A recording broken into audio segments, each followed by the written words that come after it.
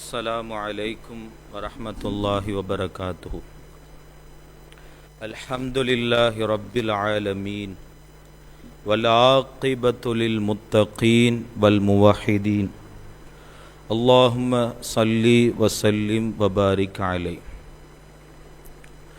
சர்வ புகழும் புகழ்ச்சியும் எம்மையெல்லாம் படைத்து இப்புனிதமிகு நாளில் இப்புனிதமிகு இடத்தில் இப்புனிதமிகு நேரத்தில் புனிதர்களோடு ஒன்று சேர்த்து வைத்திருக்கக்கூடிய எல்லாம் வல்ல அல்லாஹ்வுக்கு சுப்ஹானஹு தஆலாவுக்கே புகழ் அனைத்தும் உண்டாகட்டுமாக. ஸலவாத்தும் சலாமும் காருண்ய வல்லல் எமக்கெல்லாம் வழிகாட்டியாக வந்துதிர்த்த கண்மணி நாயகம் ஸல்லல்லாஹு அலைஹி வஸல்லம் அன்னவர்களின் மீதும் அன்னவர்களுடைய பரிசுத்த குடும்பத்தவர்கள் அன்னவர்களை பின்பற்றி அடியுற்றி வாழ்ந்த உத்தம சஹாபா பெருமக்கள் தாபிஊன்கள் தபஉ தாபிஈன்கள் நல்லவர்கள் வல்லவர்கள் வலிமார்கள் இறைநேசர்கள் குறிப்பாக ஜும்ஆவினுடைய கடமையை நிறைவேற்றுவதற்காக வேண்டி இச்சபையில் அமர்ந்திருக்கக்கூடிய நம் அனைவர் மீதும் ஏக இறைவன் அல்லாஹ்வுக்கு சுப்ஹானஹு தஆலாவினுடைய நல்லருள் பாக்கியம் என்றென்றும் நிகழட்டுமாக. வாழும் காலமெல்லாம் வல்லல் நபி நாயகம் ஸல்லல்லாஹு அலைஹி வஸல்லம் அன்னவர்களுடைய வழிமுறையை முழுமையாக பின்பற்றி வாழக்கூடிய நட்பாக்கியத்தை எம் அனைவருக்கும் தந்தல் புரிவானாக. பேரன்புக்குரிய இஸ்லாமிய சகோதரர்களே, நல்லுள்ளம் படைத்தவர்களே, வலிமார்களை அதிகமாக நினைவுபடுத்தக்கூடிய இடத்தில் நாம் இருந்து கொண்டிருக்கிறோம்.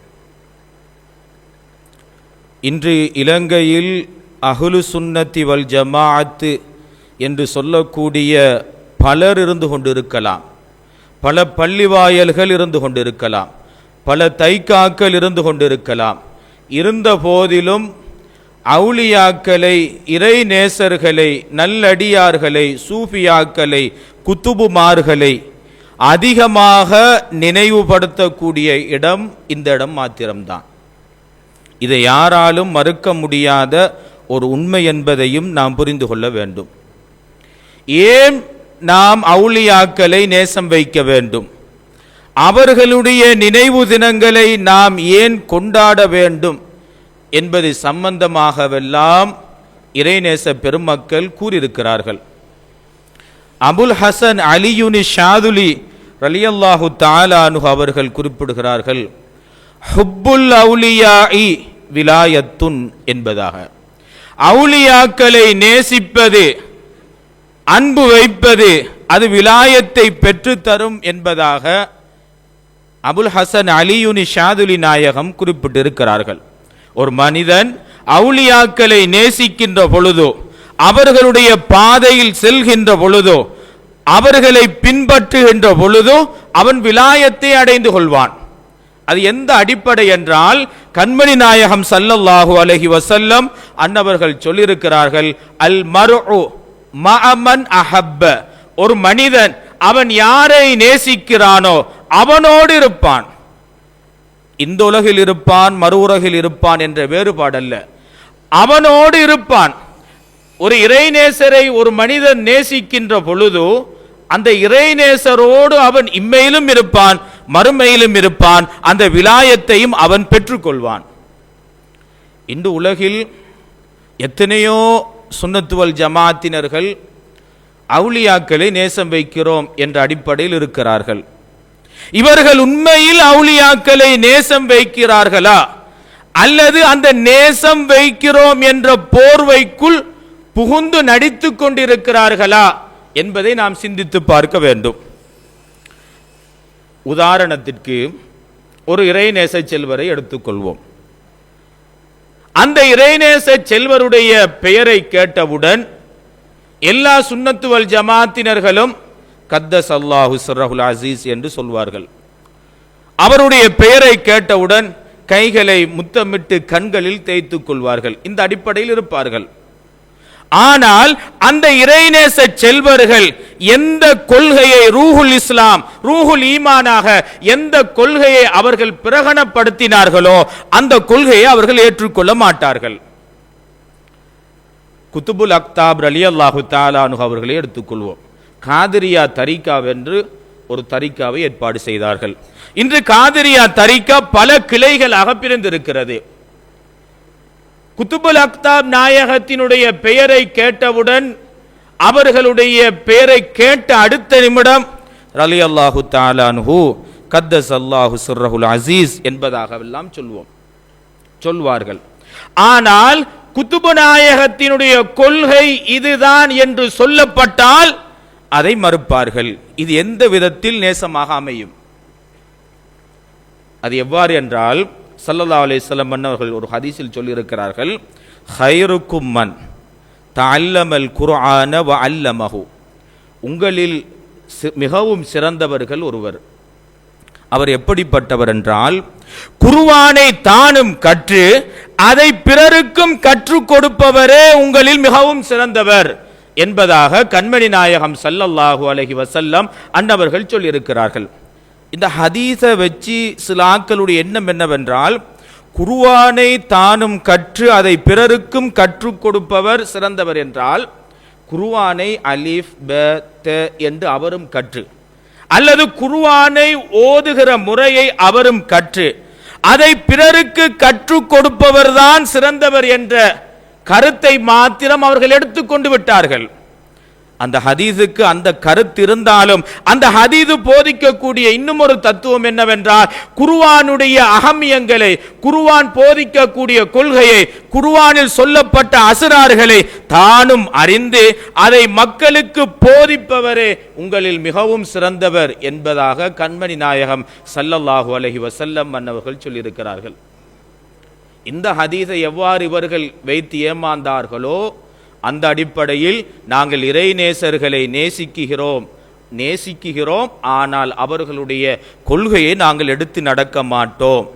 அந்த கொள்கையை பேசக்கூடியவரை நாங்கள் முர்த்ததி என்று சொல்வோம், அவரை ஒதுக்கி வைப்போம் என்ற அமைப்பில் இன்று சுன்னத்து வல் ஜமாத்தினர்கள் வேஷம் போட்டு திரிகிறார்கள். எந்த அடிப்படையில் இவர்கள் சொல்ல முடியும் நாங்கள் அவுலியாக்களை நேசம் வைக்கிறோம், நாங்கள் காதிரியா தரிகாவில் இருக்கிறோம், ஏனைய தரிகாக்கள் இருக்கிறோம் என்று இவர்களால் எவ்வாறு சொல்ல முடியும்?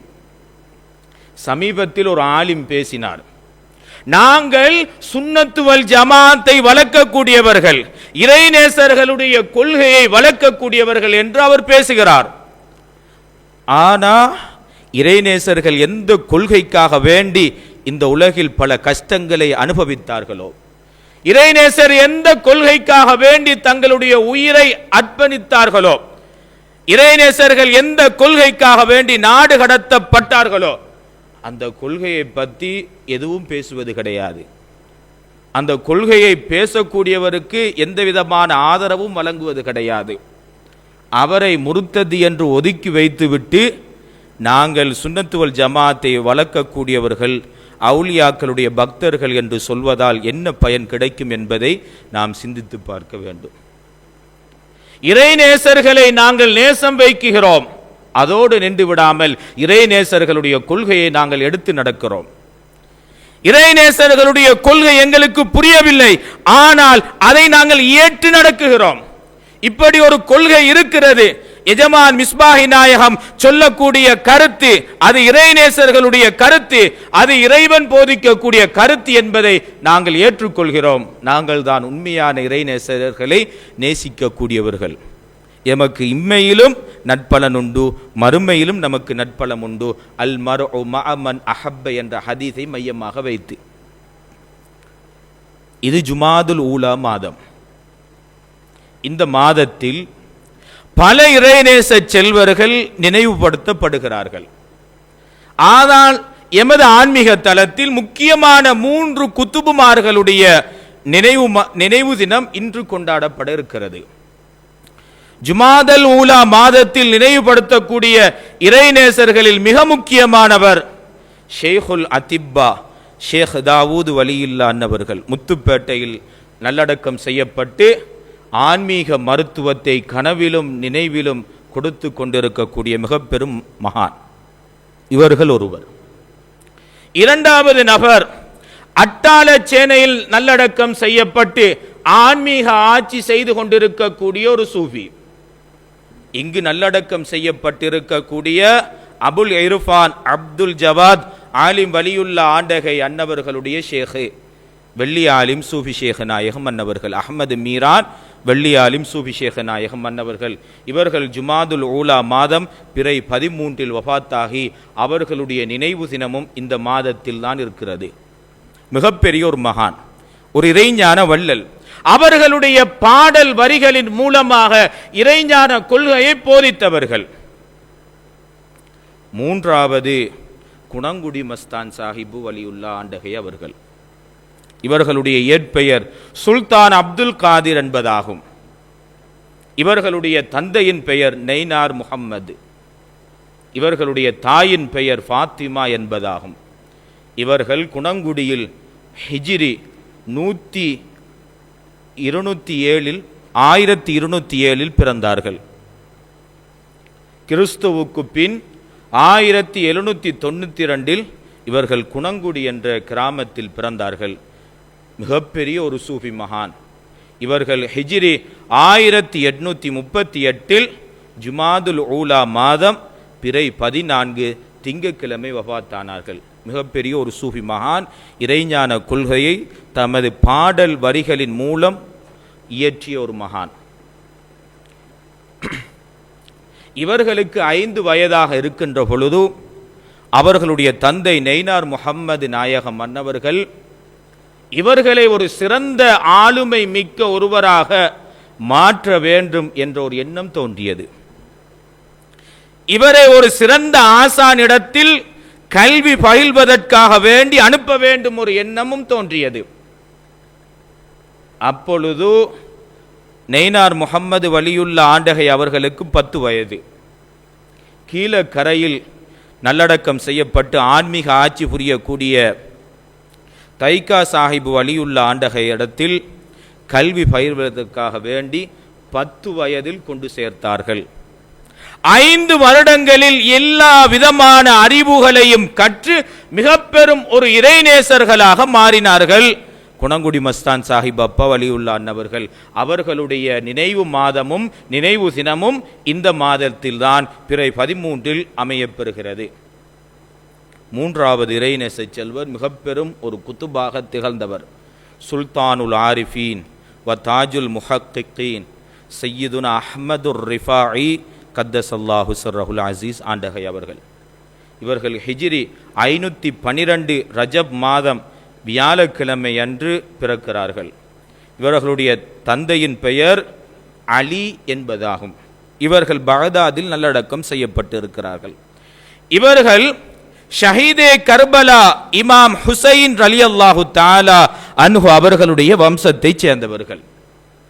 இவர்களுடைய தாயின் பெயர் உம்முல் ஃபதுல் ஃபாத்திமத்துல் அன்சாரியா ரலியல்லாஹு தஆலா அன்ஹா அவர்கள்.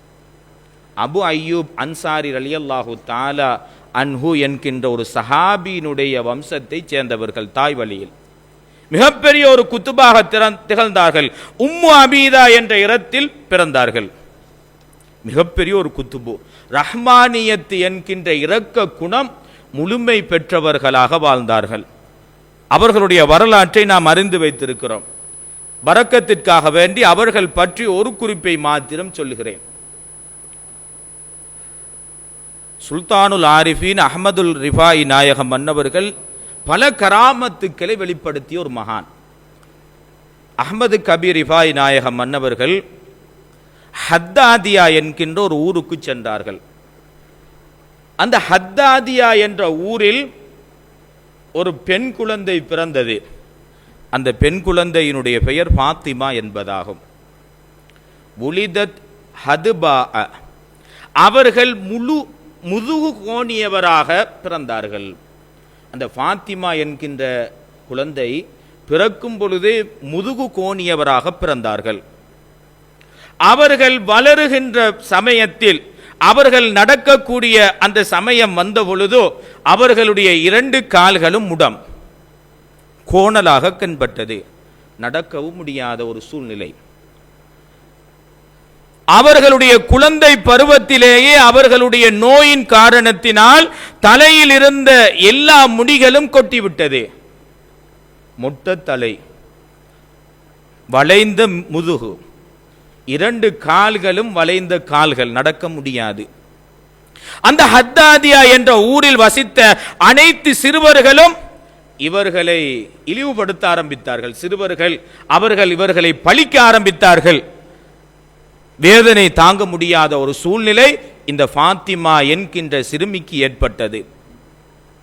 அப்படியான சமயத்தில் தான் சுல்தானுல் ஆரிஃபின் நாயகம் மன்னவர்கள் ஹத்தாதியா என்கின்ற அந்த கிராமத்துக்கு செல்கிறார்கள். அவர்களை வரவேற்பதற்காக வேண்டி அந்த ஊர்வாசிகளும் அந்த பெண்மணியும் அந்த குழந்தையும் அந்த இடத்திற்கு சென்றார்கள். சுல்தானுல் ஆரிஃபின் நாயகம் அந்த ஊர்வாசிகளுக்கு முன்னால் இருக்கிறார்கள். அந்த குழந்தை முன்னால் வளைந்த காலுடன் தவண்டு வந்தாள். வந்து சொன்னால், எஜமானே நாயகமே, நீங்கள்தான் என்னுடைய ஷேகம், எனது தாய்க்கும் ஞானகுரு நீங்கள்தான். நான் பிறந்ததிலிருந்து எனது கால்கள் 2ம் வளைந்தது, என்னால் நடக்க முடியாது. முதுகும் கோணல், தலையில் இருந்த எல்லா முடிகளும் கொட்டிவிட்டது. ஒரு மோசமான ஒரு நிலையில் நான் இருக்கிறேன். இந்த சிறுமிகள் இங்கு வசிக்கக்கூடிய எல்லோரும் என்னை இழிவுபடுத்துகிறார்கள். என்னால் தாங்க முடியவில்லை. என்னுடைய நோயை நீங்கள் சுகப்படுத்த வேண்டும் என்று சொன்னார். சொன்னவுடன் சுல்தானுல் ஆரிஃபின் நாயகம் மன்னவர்கள் இலகிய மனம் கொண்டவர்கள். தெருவில் இருந்த நாய்க்கே நோய் அந்த மருந்து கொடுத்து சுகப்படுத்திய ஒரு மகான், ஒரு நாய்க்கு, ஒரு பெண் தனது முரீதாவுக்கு எந்த அளவுக்கு இரக்கம் காட்டுவார்கள். இந்த விடயத்தை சொன்னவுடன் சுல்தானுல் ஆரிஃபின் நாயகம் அழ ஆரம்பித்து விட்டார்கள். அழ ஆரம்பித்ததன் பிறகு அந்த குழந்தையை அழைத்தார்கள், பக்கத்தில் வா என்று.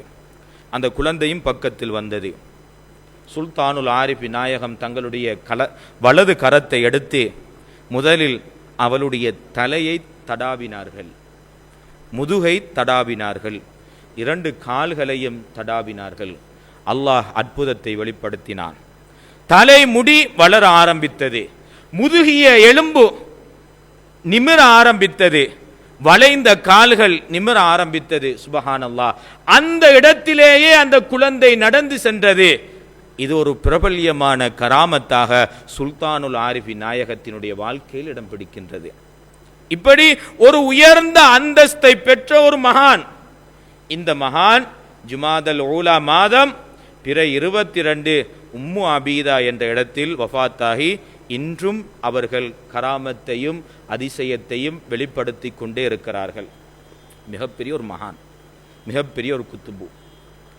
அடுத்தவர் இந்த ஜுமாதல் ஊலா மாதத்தில் நினைவுபடுத்தப்படுகிற இறைநேச செல்வர்களில் அடுத்தவர் செயலான் கண்ட மாமனிதர் ஷேக் சாலிஹுல் காதிரி ரலியல்லாஹு தஆலா அன்ஹு அன்னவர்கள்.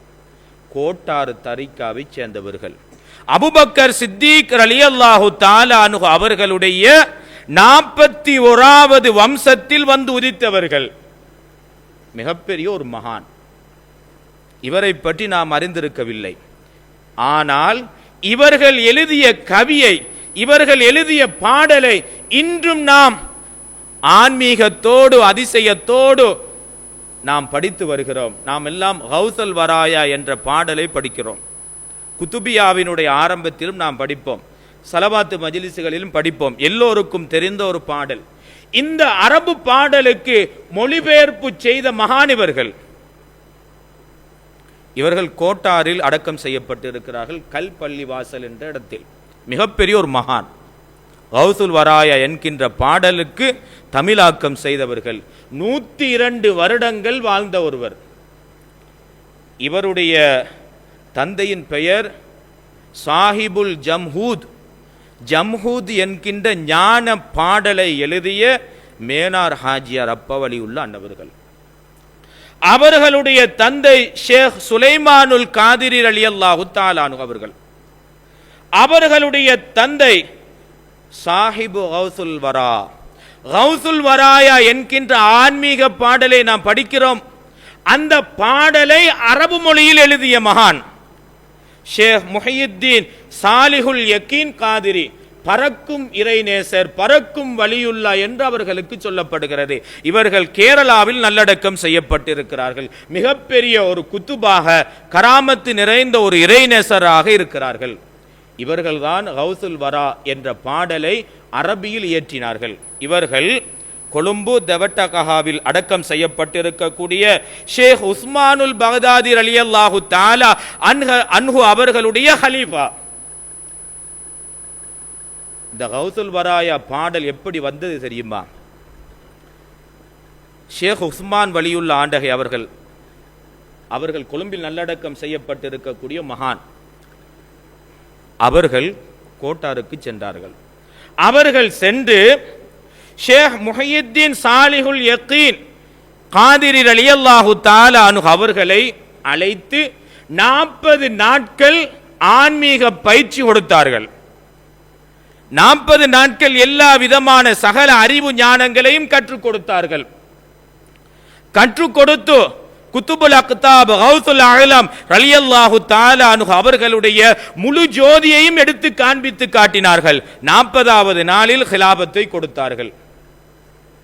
அந்த ஹிலாபத்து கொடுக்கப்பட்டதன் பிறகுதான் பறக்கும் வழி சாலிஹுல் யக்கீன் காதிரி ரலியல்லாஹு தஆலா அன்ஹு அவர்கள் குத்துபு நாயகத்தின் மீது ஃபனாவாகி அவர்களில் மூழ்கி அந்த கௌசல் வராயா என்ற பாடலை அரபியின் மூலம் படித்தார்கள். படித்துவிட்டு சொன்னார்கள், யார் இந்த பாடலை, இந்த முனாஜாத்தை உறுதியாக யக்கீனோடு நம்பிக்கையோடு யார் படிக்கின்றார்களோ அவர்களுடைய தேவையை நிறைவேறும் என்பதாக சொன்னார்கள். அந்த கௌசல் வரா என்ற பாடலுக்குரிய மொழியாக்கம் செய்தவர்கள், தமிழாக்கம் செய்தவர்கள் தான் இந்த மாதத்தில் நினைவுபடுத்தக்கூடிய ஒரு இறைநேசர்களில் ஒருவர் சாலிஹ் பாபா ரலியல்லாஹு தஆலா அன்ஹு அவர்கள். அடுத்த இறைநேசர், இந்த மாதத்தில் நினைவுபடுத்தக்கூடிய அடுத்த இறைநேசர்களில் ஒருவர், இன்றைய நாள் அவர்களுடைய நினைவு தினம் எம் பள்ளிவாயிலில் கொண்டாடப்படுகிறது. சுல்தான் ஜிந்தா ஷாஹுல் மதார் பதியுத்தீன் ரலியல்லாஹு தஆலா அன்ஹு அவர்கள். இவர்களுடைய தந்தையின் பெயர் சையது அலி என்பதாகும். சையது அலி அல் ஹபலி என்பதுதான் இவருடைய தந்தையின் பெயர். இவருடைய தந்தை ஹுசைன் ரலியல்லாஹு தஆலா அன்ஹு அவர்களுடைய வம்சத்தைச் சேர்ந்தவர்கள். இவர்களுடைய தாயின் பெயர் பீபி ஹாஜரா என்று அழைக்கப்படுகிற ஃபாத்திமா என்பதாகும். நீங்க நன்றாக சிந்தித்து பார்க்க வேண்டும். இறைநேச பெருமக்களுடைய தாய்மார்களுடைய பெயர் பெரும்பாலும் ஃபாத்திமா என்பதாக இருக்கும். குணங்குடி மஸ்தான் சாஹிப் அப்பா அவர்களுடைய தாயின் பெயரும் ஃபாத்திமா தான். அஹமதுல் கபீர் ரிபாய் நாயகத்தினுடைய தாயின் பெயரும் ஃபாத்திமா தான். ஜிந்தா ஷா பதியுத்தீன் ரலியல்லாஹு தஆலா அன்ஹு அவர்களுடைய தாயின் பெயரும் ஃபாத்திமா தான். இப்படி பல இறைநேசர்களுடைய இமாம்களுடைய தாயின் பெயர் ஃபாத்திமாவாக அமைந்திருக்கிறது. அதில் ஏதோ ஒரு ரகசியத்தை அல்லாஹ் மறைத்து வைத்துக் கொண்டே இருக்கிறான். இவருடைய தந்தை சையது அலி அல் ஹபலி என்பவர்கள் ஹுசைன் ரலியல்லாஹு தஆலா அன்ஹு அவர்களுடைய வம்சத்தைச் சேர்ந்தவர்கள். இவர்களுடைய தாய் பீபி ஹாஜரா என்று அழைக்கப்படுகிற ஃபாத்திமா என்பவர்கள் ஹசன் ரலியல்லாஹு தஆலா அன்ஹு அவர்களுடைய வம்சத்தைச் சேர்ந்தவர்கள். தந்தை வழி ஹுசைனி, தாயின் வழி ஹசனி. இவர்கள் அல் ஹபுல் என்கின்ற இடத்தில் ஹிஜ்ரி 442 பிறந்தார்கள். ஹிஜ்ரி 442 பிறந்தார்கள். இவர்கள் பிறந்த பொழுது இவர்களுடைய தாயும் தந்தையும் இவர்களுக்கு வைத்த பெயர் பதியுத்தீன் என்பதுதான்.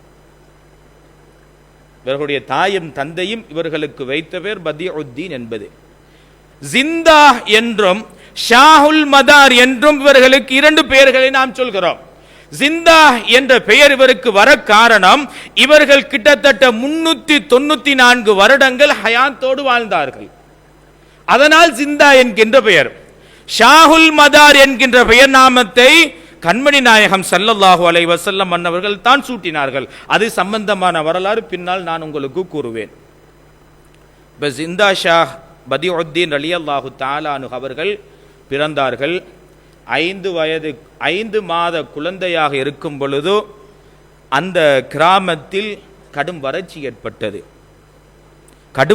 ஏற்பட்டது. உண்பதற்கோ குடிப்பதற்கோ எந்த விதமான உணவும் குடிபானங்களும் இல்லாத ஒரு சூழ்நிலை ஏற்பட்டது. அன்பு தந்தை சையது அலி என்பவர்களும் தாயார் பிபி ஹாஜரா ஃபாத்திமா இவர்கள் இருவரும் என்ன செய்தார்கள் என்றால், இவர்கள் மாத்திரமல்ல, அந்த ஊர்வாசிகள் அனைவரும் அந்த இடத்தை விட்டும் மிஸ்ரை நோக்கி பயணமானார்கள். இவர்கள் ஆகும் பொழுது பதியுத்தீன் ரலியல்லாஹு தஆலா அன்ஹு அவர்களுக்கு வெறுமனே 5 மாத குழந்தைகள். அந்த 5 மாத குழந்தையை அல்லாஹ்வினுடைய ஏவலின் பிரகாரம், அல்லாஹ்வினுடைய நியதி, அந்த ஊரிலேயே வைத்து விட்டு சென்று விட்டார்கள். அந்த ஹபில் என்கின்ற அந்த ஊரிலேயே வைத்து சென்று விட்டார்கள். ஒரு மாதுளை மரத்திற்கு கீழால் 5 மாத குழந்தை. இவர்களை பாதுகாப்பதற்காக வேண்டி அல்லாஹ் சையதுனா ஹலிர் அலைஹிஸ்ஸலாத்து வஸ்ஸலாம் அன்னவர்களை ஏற்பாடு செய்தான். சையதுனா ஹலிர் அலைஹிஸ்ஸலாத்து வஸ்ஸலாம் அன்னவர்கள் 5 வயது குழந்தையில் இருந்த சையதுனா ஜிந்தா ஷாஹுல் மதார் பதியுத்தீன் ரலியல்லாஹு தஆலா அன்ஹு அவர்களை 5 வயது வரைக்கும் பாதுகாத்தார்கள். 5 வயதாக இருக்கின்ற பொழுது ஜிந்தா ஷாஹ் பதியுத்தீன் ரலியல்லாஹு தஆலா அன்ஹு அவர்கள் ஒரு கனவு கண்டார்கள். அந்த கனவில் ஒரு வாலிபர் தோன்றினார். அழகான தோற்றத்தில் உள்ள ஒரு வாலிபர் தோன்றி சொன்னார், உங்களுடைய தாயும் உங்களுடைய தந்தையும் மிஸ்ரில் இந்த இடத்தில் இருக்கிறார்கள், இன்ன இடத்தில் இருக்கிறார்கள், நீங்கள் அவர்களை சந்திப்பதற்காக வேண்டி செல்லுங்கள் என்பதாக தாயும் தந்தையும் என்ன செய்தார்கள், சொல்லி அனுப்பினார்கள். ஜிந்தா ஷாஹ் மதார் பதியுத்தீன் நாயகம் மன்னவர்கள் அடுத்தண்டு காலையில் விழித்தெழுந்து எந்த இடத்தை நோக்கி அவர்களுடைய கனவில் சொல்லப்பட்டதோ அதே இடத்தை நோக்கி சென்றார்கள். தனது தாயையும் தந்தையையும் கண்டார்கள். அன்பில் மகிழ்வில் சந்தோஷத்தில் மூழ்கினார்கள். ஜிந்தா ஷாஹ் மதார் நாயகத்திற்கு 5 வயது. 5 வயது குழந்தையாக இருக்கின்ற பொழுது தனது தந்தைக்கு ஒரு ஆசை ஏற்பட்டது. அவருடைய தந்தைக்கு சையது அலி என்பவருக்கு தமது மகனை ஒரு ஆலிமிடத்தில் சென்று சிறந்த ஆலிமாக மாற்ற வேண்டும், இவருக்கு கல்வி ஞானங்களை கற்றுக் கொடுப்பதற்காக வேண்டி ஒரு ஆசானை தேர்ந்தெடுத்தார்கள். அந்த ஆசானிடத்தில் கல்வி பயில்வதற்காக வேண்டி, பாடங்களை படிப்பதற்காக வேண்டி அடுத்தண்டு காலையில் தாயும் தந்தையும் அழைத்து செல்ல இருக்கிறார்கள். ஆனால் அன்றிரவு எந்த ஆசானிடத்தில் கல்வி பயில்வதற்காக வேண்டி தாயும் தந்தையும் ஏற்பாடு செய்தார்களோ அந்த ஆசானுடைய கனவில் ஒருவர் தோன்றினார். வரலாற்று ஆசிரியர்கள் குறிப்பிடுகிறார்கள், அது சையதுனா ஹலிர் அலைஹிஸ்ஸலாத்து வஸ்ஸலாம் அன்னவர்கள் என்று.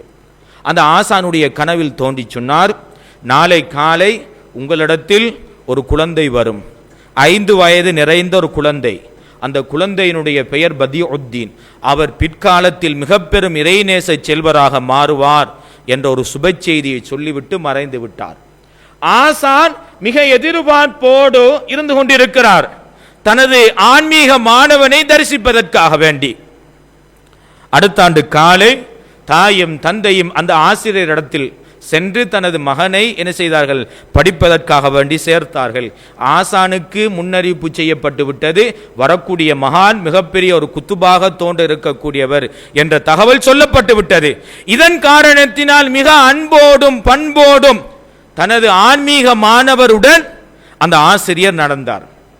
ஜிந்தா ஷாஹ் மதார் நாயகத்தினுடைய 5 வயதாக இருந்த அந்த ஜிந்தா ஷாஹ் பதியுத்தீன் நாயகத்திற்கு அல்லாஹ் சிறுவயதிலேயே கராமத்தை வெளிப்படுத்தினார். இவர்கள் கல்வி பயில்வதற்காக வேண்டி பாதையால் செல்வார்களாம். இவர்கள் பாதையால் செல்கின்ற பொழுதும் இவர்களுக்கு மலக்குமார்கள் பாதுகாப்பு கொடுப்பார்களாம்.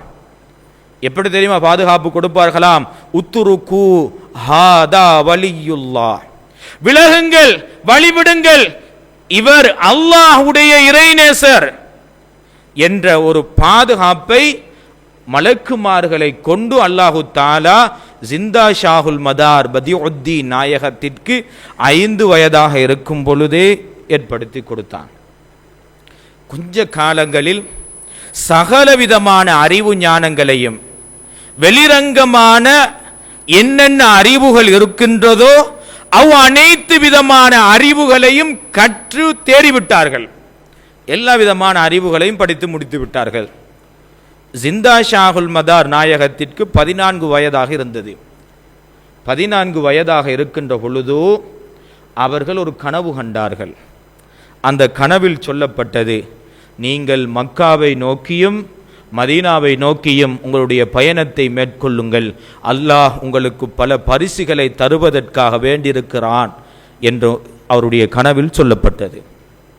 அடுத்தண்டு காலையில் தனது தாயிடத்திலும் தனது தந்தையினிடத்திலும் ஜிந்தா ஷாஹுல் மதார் பதியுத்தீன் ரலியல்லாஹு தஆலா அன்ஹு அவர்கள் சென்று அனுமதி கேட்டார்கள்.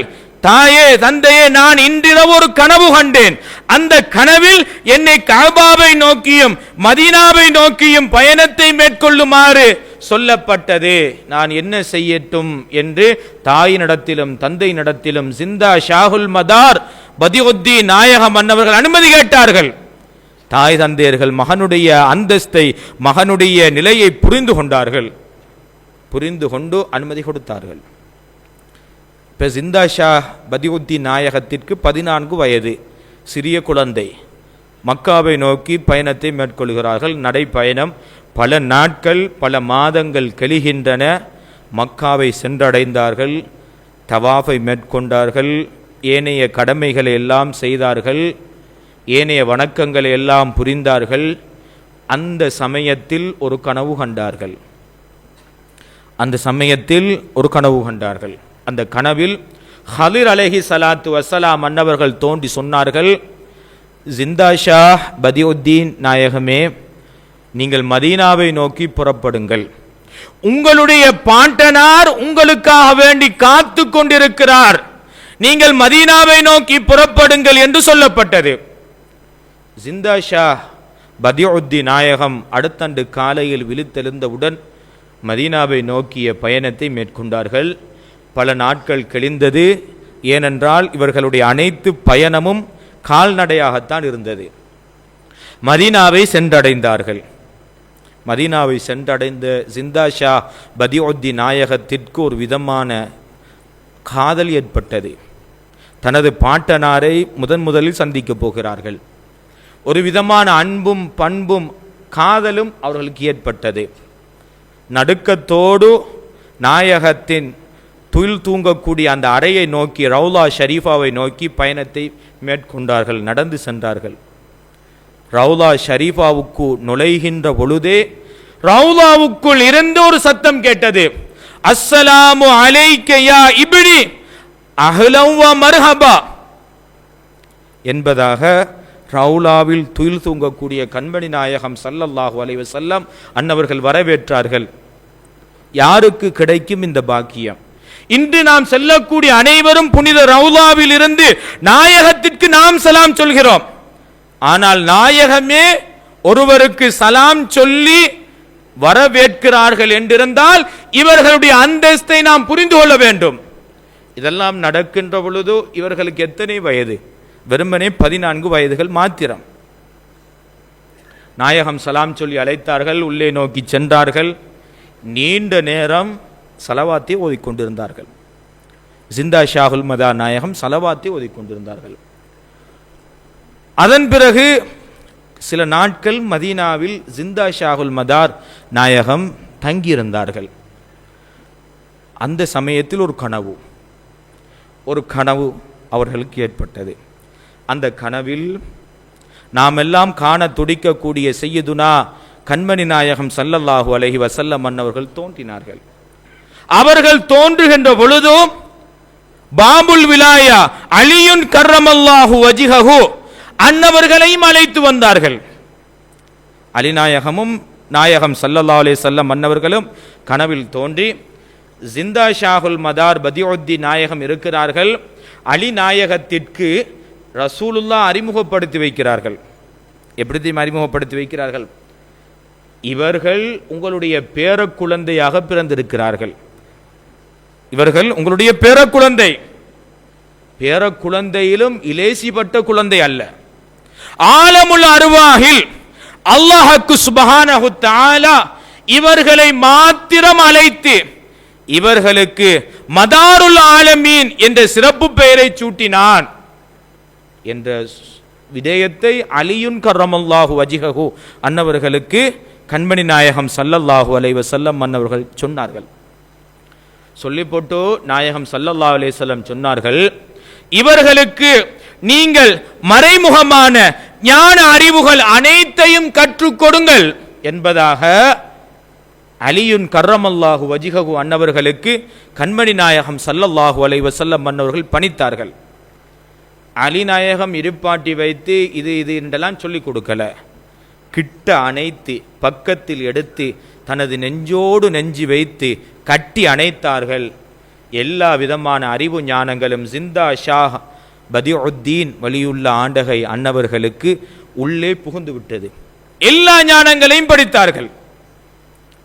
படித்துவிட்டு நாயகம் ஸல்லல்லாஹு அலைஹி வஸல்லம் சொன்னார்கள், ஜிந்தா ஷாஹ் பதியுத்தீன் நாயகமே, உங்களுடைய இடம் இதுவல்ல. நீங்கள் இந்தியாவை நோக்கி புறப்பட்டு செல்ல வேண்டும். இந்தியாவில் உங்களுக்கென்று ஒரு இடம் இருக்கின்றது. நீங்கள் வாழ்ந்து வஃபாத்தாகி நல்லடக்கம் செய்யப்பட்டு நீங்கள் உயிர் வாழக்கூடிய ஒரு இடம் உங்களுக்கு இந்தியாவில் இருக்கிறது. அந்த இடம் எப்படிப்பட்ட இடம் தெரியுமா? அந்த இடத்தினுடைய அறிமுகத்தையும் ரசூலுல்லாஹ் சொல்லி கொடுத்தார்கள். நீங்கள் இந்தியாவை நோக்கி புறப்படுங்கள். நீங்கள் புறப்பட்டு செல்கின்ற பொழுது ஒரு நதிக்கரை வரும். ஒரு நதி ஒன்று ஓடிக்கொண்டிருக்கும். அந்த நதியிலிருந்து யா அசீஸ் யா அசீஸ் என்கின்ற சத்தம் வரும். அந்த நதிக்கரை உங்களுடைய இடம். நீங்கள் வாழ்ந்து மரணித்து நல்லடக்கம் செய்யப்படுகின்ற இடம். எனவே நீங்கள் மதீனாவை நோக்கி புறப்படுங்கள். இது சொல்லப்படுகின்ற பொழுது ஜிந்தா ஷாஹ் பதியுத்தீன் நாயகத்திற்கு 15 வயது.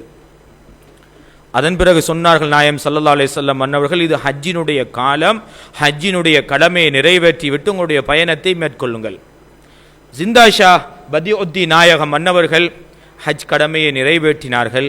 நாயகத்தினுடைய ஏவலை தன் தலையின் மீது வைத்தவராக இந்தியாவை நோக்கி படகின் மூலம் பயணம் செய்தார்கள். பல நாட்கள் பல மாதங்கள் கழிந்தன. இந்தியாவை சென்றடைந்தார்கள். இந்தியாவை சென்றடைந்தவர்கள் முதலாக அஜ்மீருக்கு சென்றார்கள். அங்கு ஒரு இடத்தில் தவம் புரிந்துவிட்டு அங்கிருந்து நாயகம் ஸல்லல்லாஹு அலைஹி வஸல்லம் எந்த இடத்திற்கு செல்லுமாறு பணித்தார்களோ அந்த இடத்தை நோக்கிய பயணத்தை மேற்கொண்டார்கள். ஜிந்தா ஷாஹுல் மதார் நாயகம் அன்னவர்கள் அந்த இடத்தை சென்றடைந்தார்கள். அந்த இடத்தை சென்றடைவதற்கு முன்னால் அவர்களுக்கு யா அசீஸ் யா அசீஸ் என்கின்ற சத்தம் கேட்க ஆரம்பித்தது. உணர்ந்து கொண்டார்கள், நாம் அடைய வேண்டிய இடம் பக்கத்தில் இருக்கிறது, அருகாமையில் தான் இருக்கிறது என்று உணர்ந்த ஜிந்தா ஷாஹ் பதியுத்தீன் நாயகம் விரைந்து சென்றார்கள். நாயகம் அறிமுகம் செய்து வைத்த கனவில் எத்தி வைத்த அந்த நதிக்கரையை அடைந்து கொண்டார்கள். அவர்களை சூழ யாருமே இல்லை. அந்த பொழுது ஜிந்தா ஷாஹ் நாயகம் அதற்கு அருகாமையில் இருக்கக்கூடிய கிராமங்களுக்கு பயணம் செய்தார்கள். ஞான போதனைகளை மேற்கொண்டார்கள். எல்லாரும் உணர்ந்தார்கள் இவர் ஒரு மிகப்பெரிய மகான் என்பதாக. ஜிந்தா ஷாஹ் மதார் பதியுத்தீன் நாயகம் நதிக்கரையில் அவர்களுக்காக வேண்டி ஒரு தவம் புரிவதற்கான ஒரு இடத்தை அவர்கள் ஏற்பாடு செய்து கொடுத்தார்கள். காலங்கள் கடந்தன. அந்த நதிக்கரை ஒரு கிராமமாக மாறியது. அந்த கிராமத்துக்கு மக்கன்பூர் என்ற பெயரையும் சூட்டினார்கள் ஜிந்தா ஷாஹ் பதியுத்தீன் நாயகம் அன்னவர்கள். காலங்கள் கடக்க கடக்க கிராமம் நகரமாக மாறி மிகப்பெரிய ஒரு சிட்டியாகவும் மாறியது. 300 சொச்சம் ஆண்டு காலங்கள் வாழ்ந்தார்கள் ஜிந்தா ஷாஹ் பதியுத்தீன் நாயகம் அன்னவர்கள்.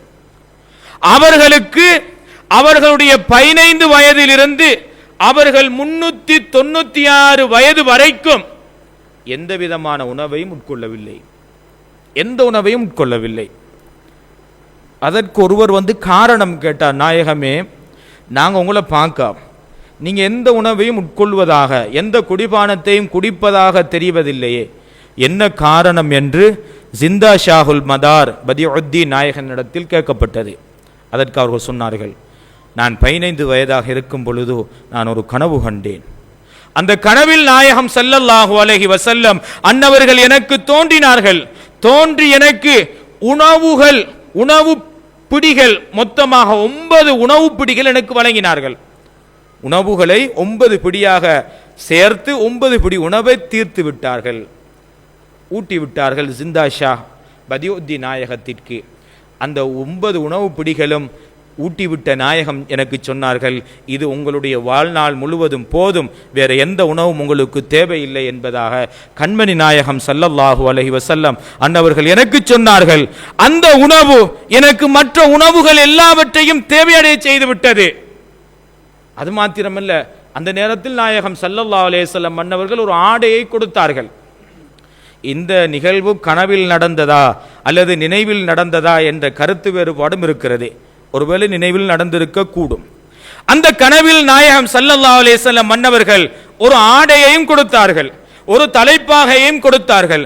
அவர்களுடைய முகத்தை மறைப்பதற்காக வேண்டி ஒரு சால்வை போன்ற ஒன்றையும் கொடுத்தார்கள். ஜிந்தா ஷா பதியுத்தீன் நாயகம் வஃபாத்தாகின்ற வரைக்கும் அந்த ஆடையோடே இருந்து வஃபாத்தாகி இருக்கிறார்கள். காலங்கள் கடந்தோடின. ஜிந்தா ஷா மதார் பதியுத்தீன் நாயகத்தினுடைய அந்தஸ்து மகத்துவத்தை அறிந்த பக்கத்து கிராமங்கள் வசிக்கக்கூடிய எல்லோரும் தேடி வந்தார்கள். சுல்தான் இப்ராஹிம் என்பவருடைய மகனும் அவருடைய அமைச்சரும் 1,00,000 மக்களும் ஜிந்தா ஷா பதியுத்தீன் நாயகத்தை சந்திப்பதற்காக வேண்டி ஒரு முறை வந்தார்கள். 1,00,000 மனிதர்கள், அரசனுடைய மகன், ஒரு அமைச்சர், இவர்கள் அனைவரும் ஜிந்தா ஷா பதியுத்தீன் நாயகத்தை தேடி வந்தார்கள். ஆனால் இவர்கள் அனைவர்களிலும் 2 பேர்களுக்கு மாத்திரம்தான் ஜிந்தா ஷா பதியுத்தீன் நாயகத்தினுடைய அறைக்குள் செல்வதற்கு அனுமதி கொடுக்கப்பட்டது. அரசனும் அமைச்சரும், அரசனுடைய மகனும் அமைச்சரும் உள்ளே சென்றார்கள். ஜிந்தா ஷா மதார் பதியுத்தீன் நாயகம் தலையை கீழே பார்த்தவராக தனது முகத்தை மறைத்து கொண்டிருந்தார்கள். அமைச்சரும் அரசனுடைய மகனும் வந்த பொழுது முகத்திரையை வெளிக்காட்டினார்கள். அந்த முகத்தினுடைய பிரகாசத்தை, அந்த விலாயத்தினுடைய பிரகாசத்தை பார்க்க முடியாமல் அந்த அமைச்சர் மயக்கம் போட்டு கீழே விழுந்தார். கீழே விழுந்தவர் எழுப்பாட்டப்பட்டார். தேம்பி தேம்பி அழ ஆரம்பித்து விட்டார். அவரால் முடியவில்லை. ஜிந்தா ஷா மதார் நாயம் சொன்னார்கள், நீங்கள் வெளியே செல்லுங்கள், சற்று நேரத்தில் நான் உங்களையும் உங்களோடு வந்த 1,00,000 பேர்களையும் சந்திக்கிறேன் என்று சொன்னார்கள். அவர் வெளியே சென்று விட்டார். அமைச்சருடைய அரசனுடைய மகன் சுல்தான் இப்ராஹிம் அவர்களுடைய மகனோடு ஜிந்தா ஷா மதார் நாயகம் சில நிமிடங்கள் பேசினார்கள்.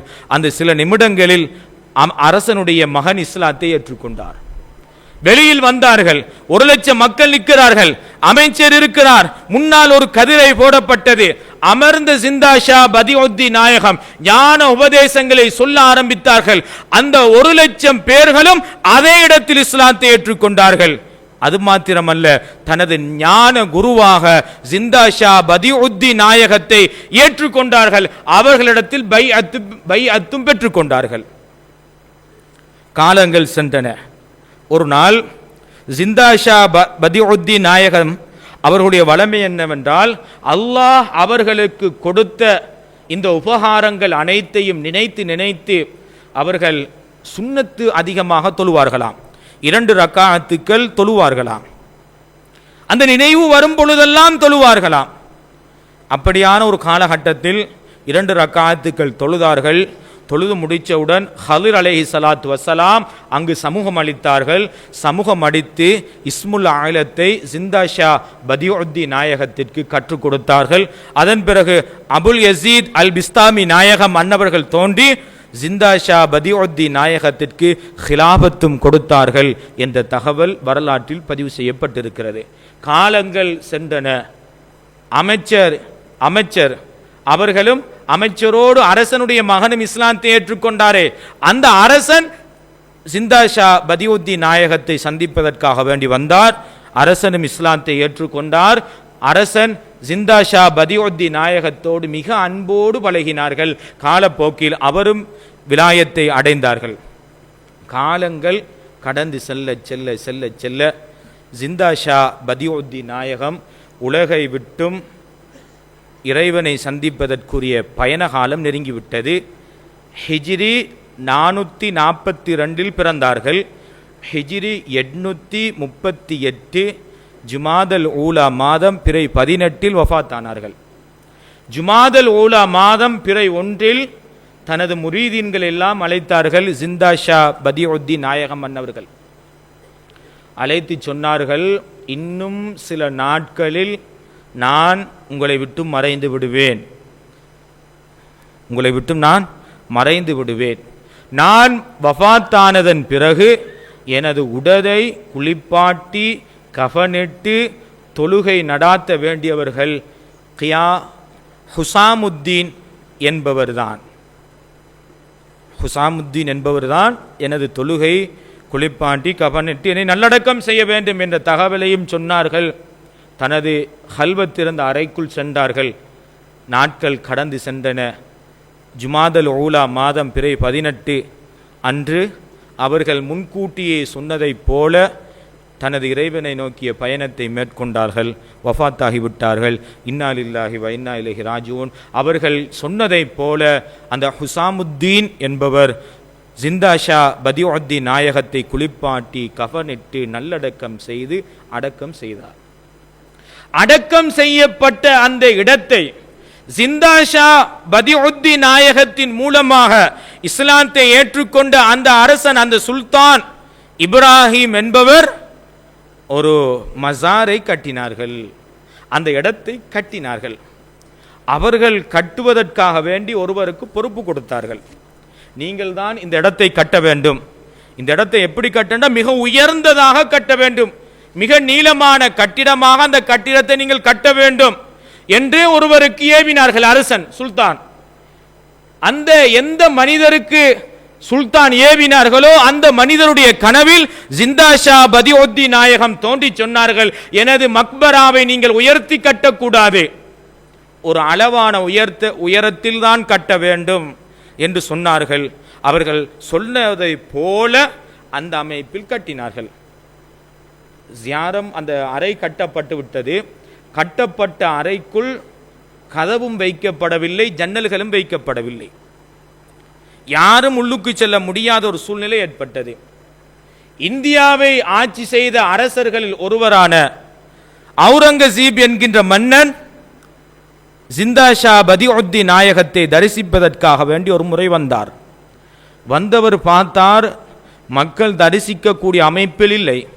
உடனே ஏவினார்கள், இந்த இடத்தை புதுப்பிக்க வேண்டும், 4 பக்கங்களிலும் ஜன்னல்களை அமையுங்கள், கதவை அமையுங்கள், மக்கள் அவர்களை பார்த்து தரிசிக்கக்கூடிய அமைப்பில் நீங்கள் மேற்கொள்ளுங்கள் என்று சொன்னார்கள். அரசனுடைய கட்டளையின் பிரகாரம் அந்த கட்டடம் பல ஜன்னல்கள் உள்ளதாக அமைக்கப்படுகிறது. நாம் அந்த படத்தை பார்க்கின்ற பொழுதும் விளங்கும் அந்த ஜிந்தா ஷா பதியுத்தீன் நாயகத்தினுடைய அந்த மக்பராவினுடைய அமைப்பு. இப்படிப்பட்ட ஒரு உயர்ந்த அந்தஸ்துக்குரிய மிகப்பெரிய ஒரு குத்துபாக பல ஆண்டு காலங்கள் 300 சொச்சம் வருட காலங்கள் வாழ்ந்த ஒரு உயர்மிகு அந்தஸ்தை அடைந்த இறைநேச பெருமகனார்களுடைய ஒருவருடைய நினைவு நாள் இன்றைய நாள் எமது பள்ளிவாசலில் கொண்டாடப்படுகிறது. மிகப்பெரிய ஒரு இறைநேசர் சுல்தானுல் ஆரிஃபீன் அஹ்மதுல் கபீர் ரிஃபாய் நாயகம் மிகப்பெரிய ஒரு இறைநேசர். ஹக்கீமுத்தவா ஷேக் தாவூத் வலியுல்லா ஆண்டகை அவர்கள் மிக பெரும் இறைநேசர்கள்.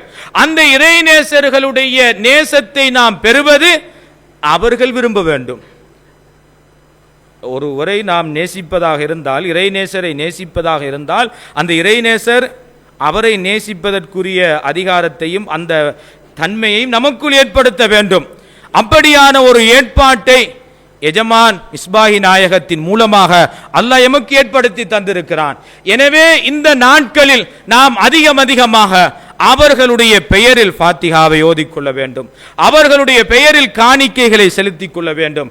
அவர்களுடைய விழாக்களில், அவர்களுடைய கொடியேற்றத்திலும் ஏனைய நிகழ்விலும் நாம் கலந்து கொண்டு அந்த இறைநேசர்களுடைய பாக்கியத்தை நாம் அடைந்து கொள்ள வேண்டும். அப்படிப்பட்ட நல்லடியார்களுடைய பட்டியலில் எம் அனைவரையும் சேர்த்துக் கொள்வானாக. யா அல்லாஹ் எந்த இறைநேச பெருமக்களுடைய நினைவு நாள் இன்றைய நாளில் கொண்டாடப்பட இருக்கிறதோ அந்த இறைநேசர்களுடைய பரக்கத்தை கொண்டு அவர்களுடைய விலாயத்தை கொண்டு உன்னிடத்தில் இரு கரங்கள் ஏந்து கேட்கின்றோம். நாயனே, எங்கள் எஜமான் மிஸ்பாஹி நாயகத்தினுடைய வாழ்நாளை நீளமாக்குவாயாக. சரீர சுகத்தோடு அவர்கள் நீண்ட காலம் வாழ்வதற்குரிய வாழ்க்கையை அவர்களுக்கு கொடுப்பாயாக.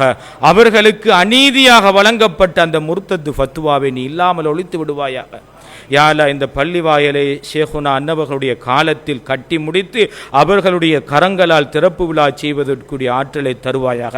யா அல்லாஹ் இறைநேசர்களோடு இம்மையிலும் மறுமையிலும் இருக்கக்கூடிய பாக்கியத்தை தருவாயாக. அவர்களுடைய புனிதம் வாய்ந்த இடங்களை சென்று தரிசிப்பதற்குரிய பாக்கியத்தை எங்கள் அனைவருக்கும் தந்தர் புரிவாயாக. அவர்களை கனவிலும் நினைவிலும் கண்டு தரிசிக்கக்கூடிய பாக்கியத்தை எங்கள் அனைவருக்கும் தந்தர் புரிவாயாக. வ ஆகிரு தஅவானா அல்ஹம்துலில்லாஹ்.